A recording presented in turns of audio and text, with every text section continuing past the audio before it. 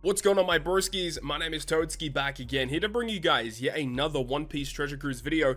And today we're here to bring you guys yet another tier list video. And I know a lot of people have been waiting for this one for quite a while, as the last one released obviously at the start of last month of August, and Gear 5 released right at the start of August. Didn't quite make the cutoff for the previous tier list, but I know many people out there are excited for us to rank the brand new batch of characters. We've got Kawamatsu, of course, which is kind of a forgettable Sugo Fest exclusive, but then you've got the Gear 5 batch, the Kizuna batch, and then the recently released Law Kid and Big Mom. So we're going to talk about all of those and where they fit into this tier list. And look, as of me recording this right now, like, I actually haven't pre-planned as to where characters are going to be ranked, so this is going to be kind of like my live reaction or my live thought process of where I'm going to be ranking these certain characters. But before we do that, we need to discuss the criteria that I typically use in order to rank these characters. So first of all is the power of the unit. So how strong is this character? How much damage can they output?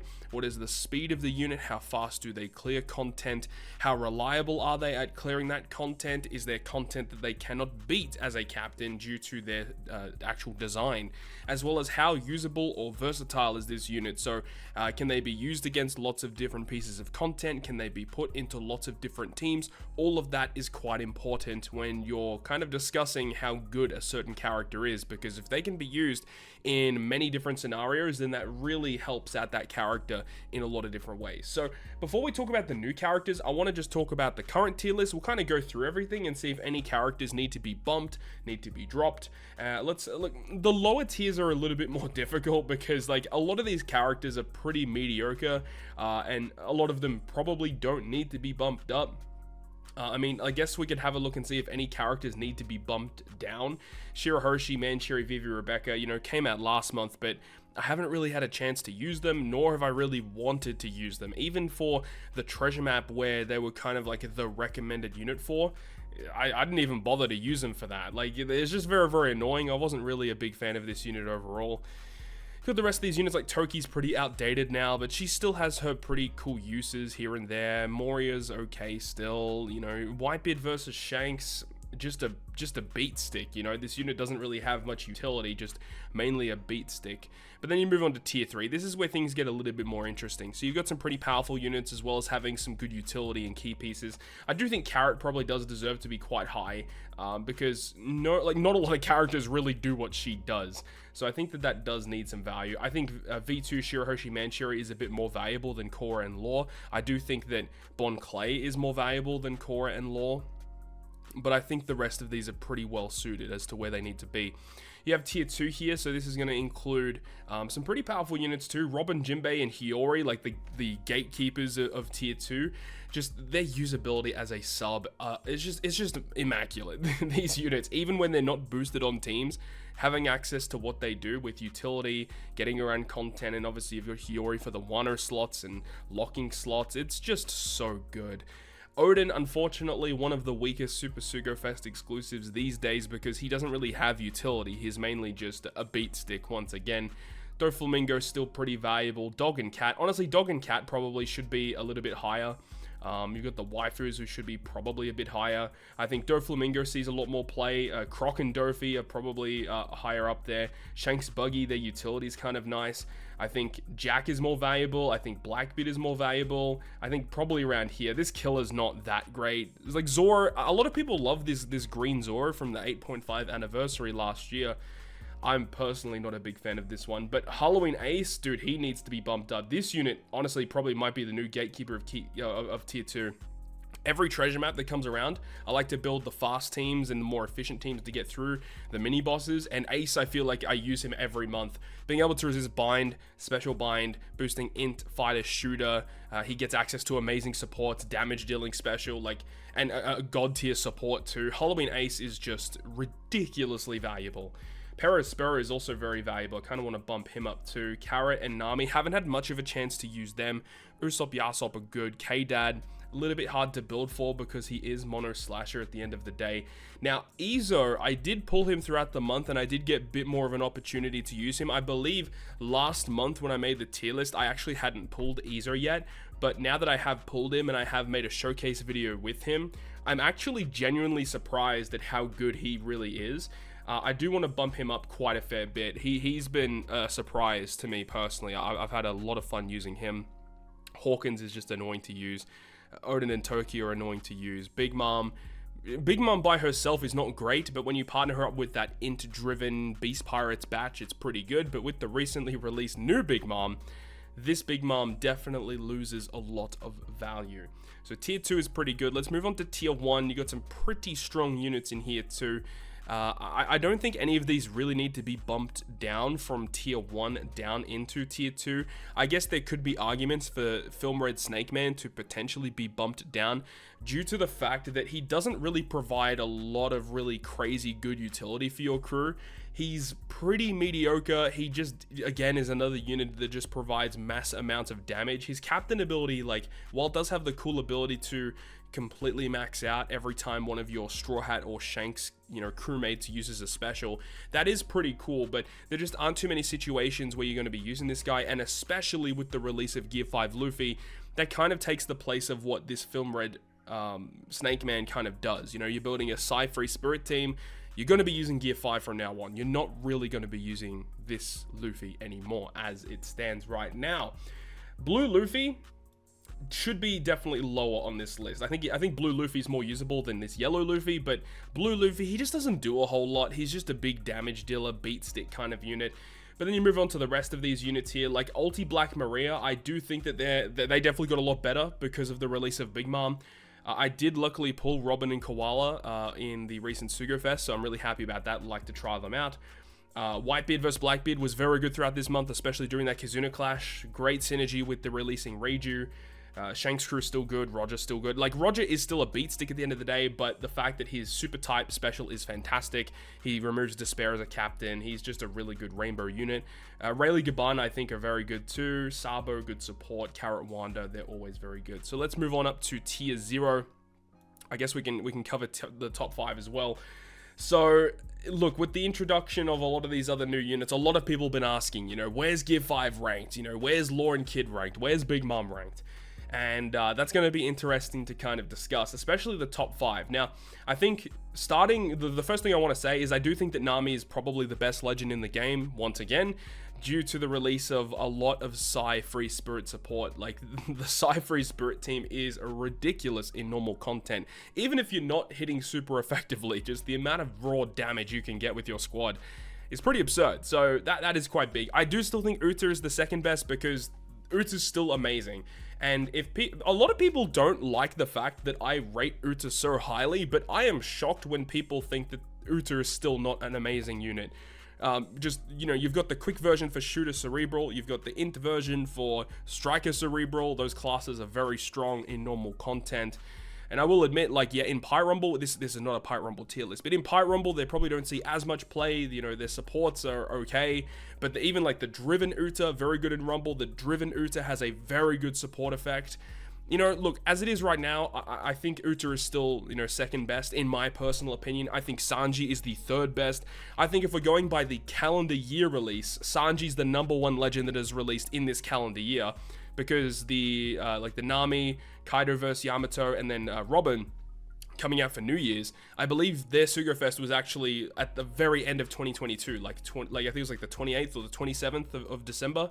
So if we're going by calendar year release, Sanji is the best legend that is released this year, and mainly it is due to the fact that this unit by himself, with some support of course, can give you every chain buff that you would require, as well as providing a full board of slots, and the Rush Sugo special giving buffs to Strength Dex and Quick. So this unit is phenomenal when you're building a free spirit team that you have to build for Strength Dex and Quick as well. This guy builds chain with that Rush Sugo special as well. So once we get more Rush Sugo characters, I feel like Sanji might be devalued a little bit, but then again, it is dependent on the characters that they release, what the Rush Sugo special does, and what classes they decide to buff as well. That'll all make a pretty big difference. And in terms of all this as well, Luffy and Yamato, I've talked about it extensively. I'm not a fan of this character's design.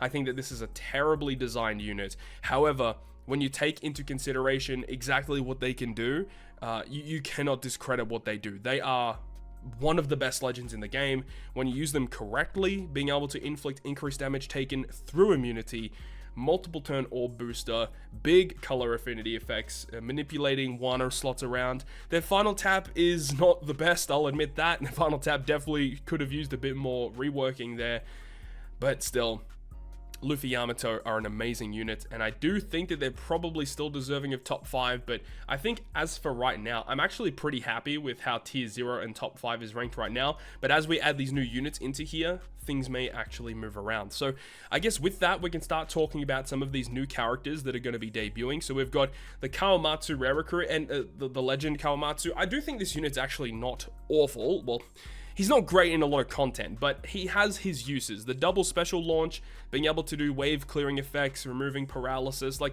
he's okay. And he is still a slasher free spirit unit at the end of the day. So, like, he does deserve to be here in some aspects, but, like, let's be real here. Like, you're not really going to be using Kawamatsu in a lot of content, right? So, we have Gear 5 Luffy. This is the big one. This is the one that everyone has been asking about. Where is Gear 5 Luffy going to be ranked on the Sugo Fest exclusive tier list? Well, Gear 5 Luffy, in my opinion, is very close to he's in this barrier here, whether it be in top 5 or tier 0. For now, I'm going to leave him in tier 0, and we'll come back to him a little bit later. So we're going to have Momonosuke as well, and I think that if you are a new player coming into One Piece Treasure Cruise, I think Momonosuke is a character that you actually want to get a hold of. I do think this character is actually a tier 0 level character. The fact that he can completely resist that bind, the fact that he is a massive EXP boosting captain, a super type that can give you full board of Wano slots, an attack boost that lasts a crazy amount of time that you can extend over and over again, continuously tapping with Wano slots. Momonosuke is a very nice unit if you are starting off in One Piece Treasure Cruise. So I do think he's probably around this level. I think Super Tandem Law, once completely maxed out, of course, is a more valuable character to have, as he just synergizes so well with other Luffys. And getting access to Super Tandems is very good. He is a generic legend too, this Super Tandem Law, so you can get him from generic tickets or whatever you want. So he's more accessible than Momonosuke is, at least at the moment.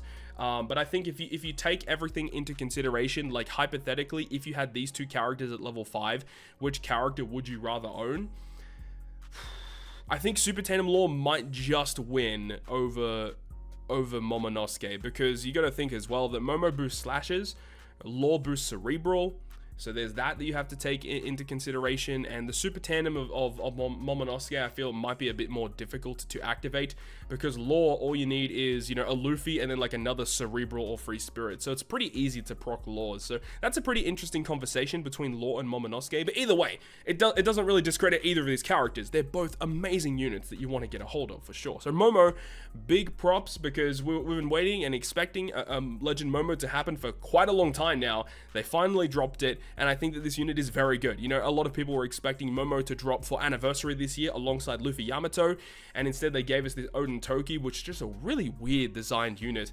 But then you have this Momo, and another thing about Momo too is that he has that utility special. I completely overlooked that, you know, removing 7 turns of attack down and Rainbow Shield.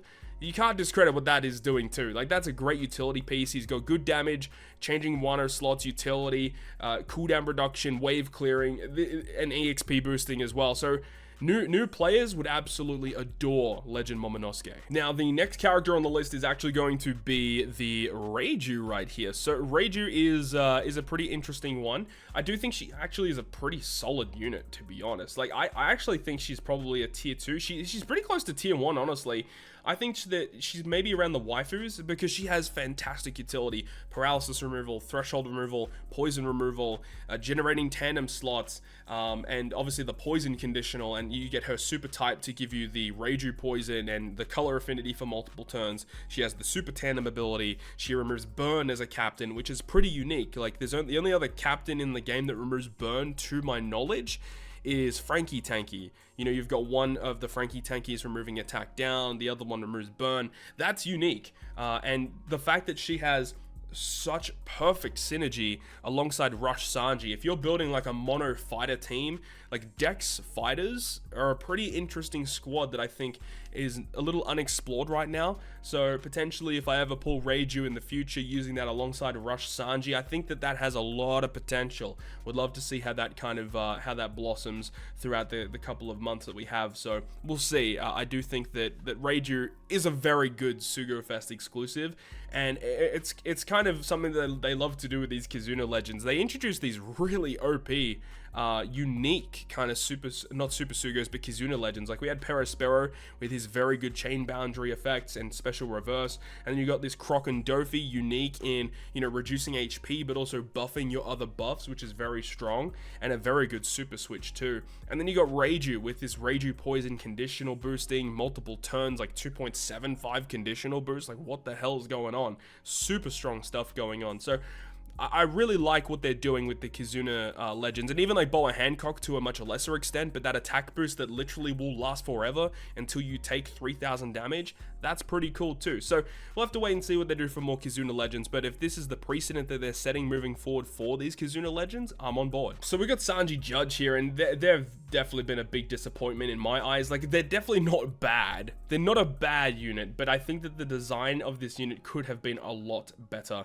You know, still providing buffs to Powerhouse, but also adding fighters to the list is pretty cool. Having the ability to inflict resistance down if you have one of every color, and the fact that they move the attack boost from the special to the switch effect is the worst decision. I'm not really a big fan of that at all, but when you use this character effectively and you use the super swap, you use the special 3-turn, 2.75 orbs, and 2.5 times attack boost for fighter and Powerhouse characters, generating tandem slots, removing paralysis, removing chain down, damage dealing special, which is good for supports that can attach to them.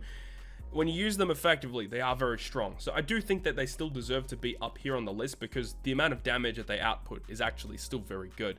So you got to respect what they're able to do, but they're a little annoying to use. That's the problem. Is you know, they do provide a bit of cooldown, but still switching 6 times to get that super switch, it can be a bit tiring depending on the team that you are using. So I think I'll leave them around here, maybe like a little bit better than Queen and King, but I mean, these characters are still very good too. So I don't know, like the design of this unit is a little weird. I hope that they just give us a little bit more uniqueness for super evolutions. Like, yeah, I kind of understand that they're trying to do something a bit different for Sanji Judge, but at this current point in time too, I am getting a little sick of all these dual legends back to back, you know, getting these super evolutions, because they're adding super switches, but then they're making it in such a way where you have to stall for these super swaps, and it's just really frustrating.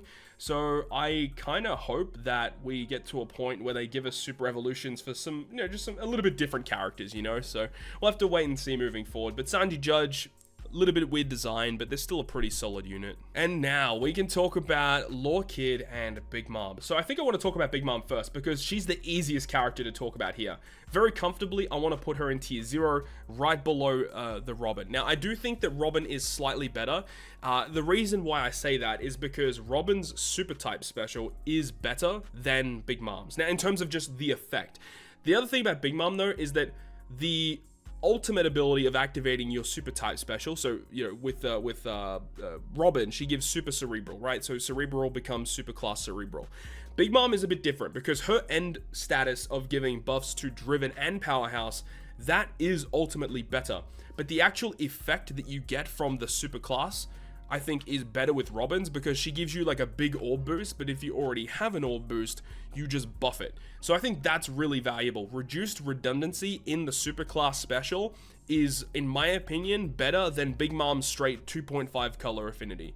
But what I will say is that Big Mom's super driven and super powerhouse is better than just super cerebral with Robin. So it's a little bit hard to balance that out. In terms of captain abilities, Big Mom's is probably better, but the Semler slots that can naturally become generated from Big Mom's captain ability could hinder your usability in a Super Boss Kizuna, for example, as if you generate all of these Semler slots, sometimes you might not be able to get your tandem slots to activate your super tandem ability. So that could be a big issue moving forward with Big Mom, and you would have to use her cautiously if you opt to use her as a captain. But then you move on to the specials, and the specials are essentially the same thing. You've got a defense down conditional with Robin, you got an ignite conditional with Big Mom, and sometimes the ignite could be a bit of a problem. Like, for example, in the latest Kizuna clash with Sanji Judge that came out, on the versus quick fight, if you did use Big Mom's special to inflict them with an Ignite conditional, when they revive, the Ignite would put them below 20% HP, which would inflict the enemy with damage immunity for 2 turns. So while yes, Big Mom does give you a lot of damage, sometimes that Ignite effect of them cutting the enemy's HP or doing 100 times the enemy's attack as damage could actually come back to haunt you. So it is a little bit dependent, obviously, but generally speaking, if we're talking like in again a Kazuna boss sense, Big Mom's Ignite conditional is actually probably better than what you get with Robin, due to the fact that, you know, even if you don't kill an enemy in a super boss, getting 100 times their attack inflicted as Ignite damage, going through normal attacks only and stuff, obviously, then that is actually a little bit more valuable. So there's that. They both have essentially the same support effect, but Robin's attaches to better units or more valuable units for the effect itself. These characters, you could pretty much rank them in any way that you want. They're pretty much the same unit. You've got the Robin, which is for Cerebral and Free Spirit. You've got Big Mom, which is for Powerhouse and Driven. Both amazing units. I don't really think there's much of an argument to really move them from this position. They're very valuable units to have. And pretty much wherever Robin goes, I feel like Big Mom is going to follow in that sense as well. Okay, let's talk about Law and Kid. So, look, there's been a lot of discourse discussed around Law and Kid and where they need to be ranked. And I find Law and Kid to be a little underwhelming. I have pulled them as of the recording of this video. I haven't done a showcase with them yet. But again, this is kind of following similar lines with the Luffy and Yamato. This is one of these dual units that requires, or at least to get the best effect of this unit, to get their super switch, to make them become the dual unit with that super swap, and then using that special, and then getting the most out of it. So in that sense, when you do that, Law and Kid are very good. You know, they provide the ability to do damage. They can go through normal attacks only. They allow the rest of your other specials to bypass normal attacks only. Massive attack boosting effect. And the interesting thing that they have, the unique effect that they provide with their special, is the ability to buff the effectiveness of your crew's super types. And of course, with the EX special, allowing you to get super typing for both Int and Psi simultaneously, which is nowhere near as valuable as what Big Mom's EX effect can give you, as no one character can, you know, get the benefits of having a super type Psi and Int, again, as I said, simultaneously. That there's just no character that is treated as 2 colors at the same time, whereas with Big Mom providing buffs to both Driven and Powerhouse simultaneously, any one character can be both Driven and Powerhouse. So that effect of Big Mom is definitely a lot better, whereas the super typing only for Law and Kid is a bit of a hindrance. I will say as well that the conditions to activate some of these effects are very harsh, requiring you to build a very obscure team with Luffy's, Beppo's, Killers, some of the Straw Hats for some effects, some of them not so much, and then you got like Yamato can be thrown in there too, so you can build pretty solid teams with this. But the big issue, I think, is the Super Tandem that a lot of people are kind of overlooking. The Super Tandem requires at least one character on your crew to be Luffy, Beppo, or Killer. And the issue with that is that if you just build to fulfill the efficiency of that Super Tandem, so you have a Luffy and you have like 2 of the other characters that you need, if that's the case, then, or one of the other characters that you need, then if that's the case, then if you're running with Gear 5, for example, Gear 5 might actually have to be a part of that Super Tandem chain, which means that you can't get the Rush Sugo special. So that could be a bit of an issue too. It means you have to run like an additional character, and it means that, you know, one of the other characters might have to be, you know, your Beppo or Killer alongside this in your Super Tandem chain, which I think is just so weird. I don't understand why they made it in such a way. That could really hurt the character overall. The Super Tandem effect itself of a 2.75 times attack boost to Psi and Int is very strong. I am a little disappointed that the secondary effect of their Super Tandem is making slots beneficial, when if you're doing your burst turn, you're gonna have matching slots either way. That's a bit of a weird one. Not a big fan of that. So I wish that effect was changed into something else. Maybe further buffing chain effects or something like that. But a 2.75 attack boost is nothing to scoff at. Another big thing about this character that I don't like, their captain ability sucks. I mean, look, it's not great, the fact that, you know, they do provide up to a 6 times attack boost if you hit 5 perfects in a row, so that's a bit weird. They do provide some sort of cooldown as a captain in their solo forms, of course, and then they do have the ability to resist or to reduce the cooldown of your super swap gauge, which offsets the fact that they need to be switched 8 times in order to get their super switch. But then again, they also have the other effect. If a Psy or an Int character uses their special, then it reduces their super switch gauge by 1, which again can kind of help allow you to get that effect. But that effect only works when they're a captain. If you opt to use them as a sub, you have to still switch 8 times, and that's a big issue, honestly. That is a really big problem, because switching 8 times, we've seen it with Luffy Yamato as well, doing that as a sub is very annoying to do. But of course, when you're in a super boss sense, these gauges will be fully maxed, so that's not going to be an issue in that sense. But in normal content, where you have to stall for stuff like that, it's going to make this guy a little bit more annoying to use. So Law and Kid, if you take everything into consideration, I do still think that they do deserve to be in tier 0. I do think that they're not as good as Enma. As annoying as Enma is to use, I would prefer to use Enma well before I would ever use Law and Kid for content. Like, this guy is a speed farming captain, and even if you're not getting his maxed fully charged gauge of his Enma sword effect, you can still do some pretty crazy stuff with this character. His super tandem is off the chain, by the way. Basically a little bit of a nerfed version of Nami's. He's just a little bit more finicky to use. But then you've got like Law and Kid, who are also very annoying to use. They are slow, clunky units, and for that reason, I do think Enma is slightly ahead. And to be honest, Super Tandem Kid, he probably should be buffed down a little bit more. Let's be real here. I think that this Kaido was still a bit better than that kid. But then we move on to Gear 5. So he is the final character that we'll talk about. He's the big discussion point. A lot of people saying, you know, yeah, he's top 5, that captain ability is godly. But then you look at the other aspects of this unit. This character's special, while it is good when you're in Gear 5 state, when you're not in Gear 5 state, his special's not that good. I mean, let's be real here. Obviously in PvP, we don't even really need to discuss that. And this is not a PvP tier list, but he's very good in Rumble.